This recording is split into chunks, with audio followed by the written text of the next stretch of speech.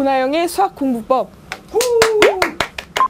먼저 첫 번째로 식을 예쁘게 써내려가는 연습부터 할 걸 아주 추천하는데요. 먼저 수능 시험제 여백이 그렇게 넉넉하지 않아요. 근데 낙서 하듯 푸는 게 습관화된 사람들은 그날 가서 아니면 평소에 풀 때도 자기가 썼던 걸 지우는 것도 되게 힘들고 또 못 알아보는 경우도 되게 많거든요. 그래서 저는 수학 공부를 제대로 하고 싶다면 노트에다가 풀이 과정을 차근차근 예쁘게 적어내려가는 연습부터 하는 거를 추천해요.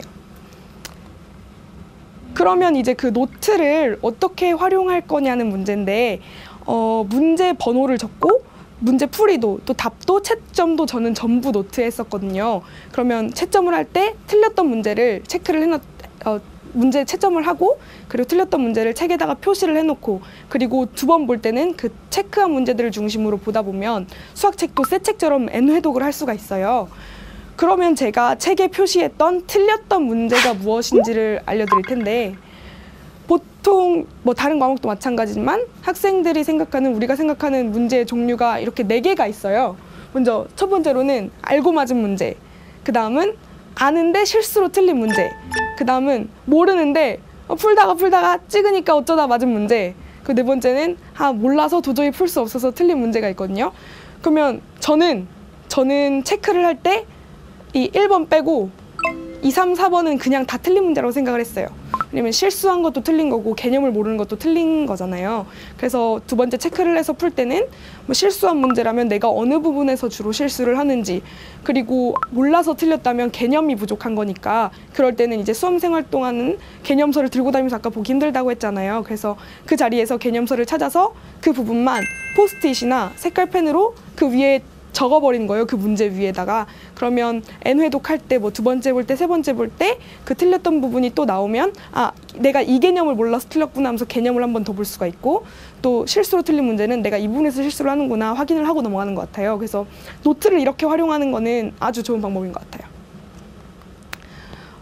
다음은 수학은 감을 잃으면 안 된다.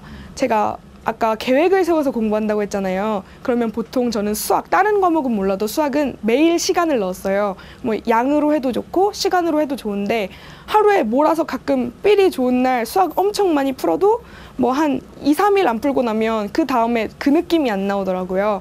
그래서 수학 같은 경우는 뭐 하루에 양을 정하거나 아니면 시간을 정해서 조금씩 꾸준히 푸는 것을 추천합니다. 다음은 해설지는 오래 고민하는 습관을 기르라, 이런 팁인데 사실 시간이 많지 않아서 아니면 마음이 조급해서 내가 이 문제를 오래 붙들어도 되나 싶을 땐 해설지를 바로 보게 되는 경우가 있어요.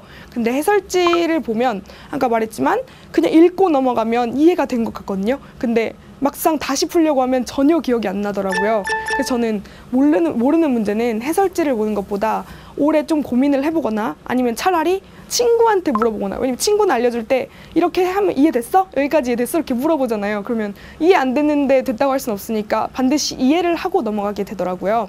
그래서 친구한테 물어보거나 선생님께 물어보거나 혹은 정말 어쩔 수 없는 경우에 해설지를 봤다. 그럼 저는 해설을 보고 푼 문제는 혼자 다시 적어도 3번은 풀어보거든요.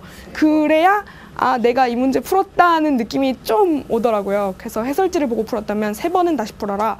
그리고 되도록 해설지는 보지 말아라. 이렇게 말을 해주고 싶어요.